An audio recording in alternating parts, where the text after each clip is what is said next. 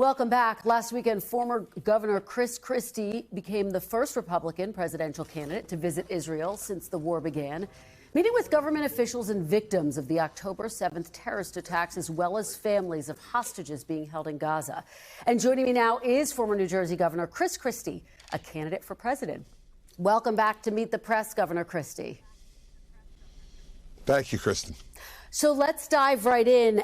I want to ask you about this deal that could be closing in. I just talked about it with John Feiner.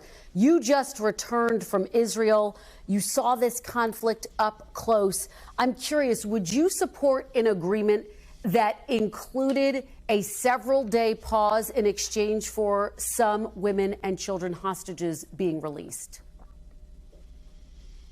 Kristen, look, I spent, as you said, time in Israel last week, and I met with the families of those who are being held hostage. And I have to tell you that both for Israeli and American hostages that are being held, we need to get them home. The families gave me this, Kristen, this dog tag, which says, "Bring them home now." And I really believe that it's time for the Israeli government and the United States government to work out a fair deal to bring some of these hostages home.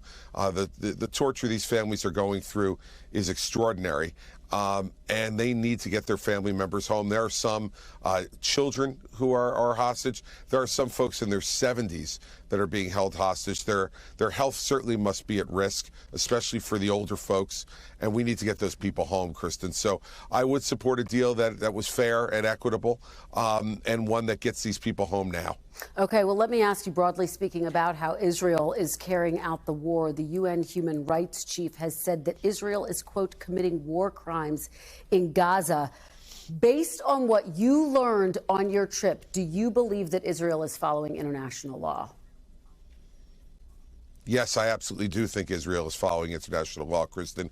And I will tell you, unlike a lot of other people who are expressing opinions about this, I was there and spoke to the leaders in Israel, spoke to the president of Israel, spoke to members of the Israeli Defense Forces. I was 600 yards from the Gaza border. I went everywhere in Israel to see what's going on, and they are doing everything they can to avoid civilian casualties. The problem is that Hamas is forcing these civilians to stay in places where Israel is warning them out of, dropping thousands of leaflets, sending hundreds of thousands of text messages to warn people away from areas before they're attacked. It is Hamas that's doing this, and let us not forget, for those who are advocating for a ceasefire, there was a ceasefire on October 6th. And it was Hamas that broke it on October 7th. And I will tell you, I saw the 43-minute video that's been put together by the Israeli government from raw footage from not only Israeli sources, but from body cams and dash cams from the Hamas terrorists. What they did on October 7th was the greatest violation of international law and the greatest violation of humanity. And the worst part, Kristen, they did it with joy. We had one young man who called back to his family in Hamas in a cell phone call that was interrupted and said, "Mom, I just killed 10 Jews with my bare hands. Your son is a hero." And his parents cheered him. It is horrific. And as you know, there is also an outcry for the civilians that have lost their lives in the wake of that, Governor. Since October 7th, more than 200 Palestinians have been killed in the West Bank. France has called settler violence a, quote, policy of terror. If you were president, what would you do about the violence in the West Bank, and would you go so far as to call for a freeze in the settlements there? What I would do, Kristen, is do what friends do with friends. I would be speaking to Prime Minister Netanyahu and the other officials in the Israeli government and telling them that they have to get, control over what's happening with settlers in the West Bank. What's going on in the West Bank is very different than what's going on in Gaza. Hamas is in Gaza. Hamas is doing what it has done in Gaza and continues to do. But would you call for a freeze, Governor? To put civilian lives at risk. Would you call for a freeze in the settlements? No, I wouldn't. No, I would not. No, Kristen, I would not call for a freeze. I would not be dictating policy to the Israeli government, but I would advise as friends do.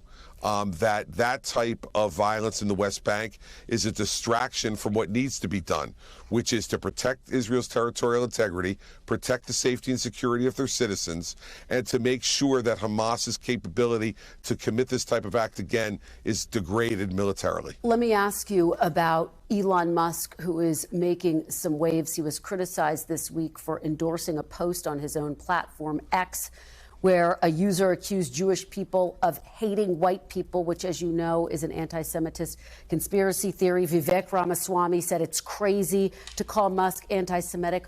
What was your reaction to Elon Musk? Look, I think that what we're seeing in this country, Kristen, with the incredible unmasking of anti-Semitism, I don't want to say it's a rise. I think it's been there. And I think what we're seeing now, due to what's happening in Israel at the moment, is an unmasking of that. We're seeing it all over college campuses. We're seeing it on social media sites like X and TikTok and other social media sites. And it is horrific. And I think the President of the United States needs to be much stronger than he's been in speaking out against anti-Semitism in this country. This is an outrageous type of hate that's being expressed. And we need to be speaking out against it no matter who does it, whether it's Elon Musk, whether it's professors on our college campuses or students that they are misleading, or whether it's individuals who are speaking out in an anti-Semitic way on the streets of our cities. This is unacceptable, and the president has not been strong enough in this view, in this point, in my view. Governor, let me ask you about one of the biggest policy positions for Republicans right now, which is the issue of abortion. Your rival, Governor Ron DeSantis, signed a 6-week ban in Florida. As you know, Donald Trump said that was a, quote, terrible mistake. And just this weekend, Nikki Haley said on Friday she would have signed a 6-week ban as the governor of South Carolina. Where are you on this issue of a 6-week ban, Governor? Can you be clear for voters? Yeah, I sure can be. I think each state should make their own decision, Kristen. And I think that that's what Dobbs was all about, was letting each state and its people make their own decision. And we've seen referenda go on in places like Kansas and Ohio and other places where voters are getting to express their view on this. I think that's the way it should have always been. This is not a federal constitutional issue. This is a state issue, Kristen, and each state should make their own judgment on this. And I think the president or people running for president should not be in a position of picking a certain number of weeks. Governor, RNC Chairwoman Ron McDaniel told me last week on this show, quote, we can't just say it's a state's issue and be done. Voters want clarity. So can you give them some? Where do you stand on a 6-week ban, Governor? Would you sign it, for example, if it had come to your desk in New Jersey? With my Democratic legislature in New Jersey, no ban would have come to my desk, Kristen. So it's a ridiculous question, with all due respect. Governor, I'm not going to get into hypotheticals. I'm not going to get into hypotheticals, Kristen. I'm simply not. Do you support a 6-week ban? How do you feel about a 6-week ban? You, Governor Christie. Kristen, I have said my position on this, which is that every state and its people should make its own judgment on this issue. I have governed as a pro-life governor in New Jersey, and I believe in the sanctity of human life. But I'm not going to get into this media game of 6 weeks, 12 weeks, 15 weeks, 20 weeks. I want the American people to decide. That's the right way to make this judgment. And with all due respect to Ronna, she's not running for president, and she's never governed. So she doesn't know how hard these choices are and how you have to interact with people. Look, this is an extraordinarily emotional issue for the American people.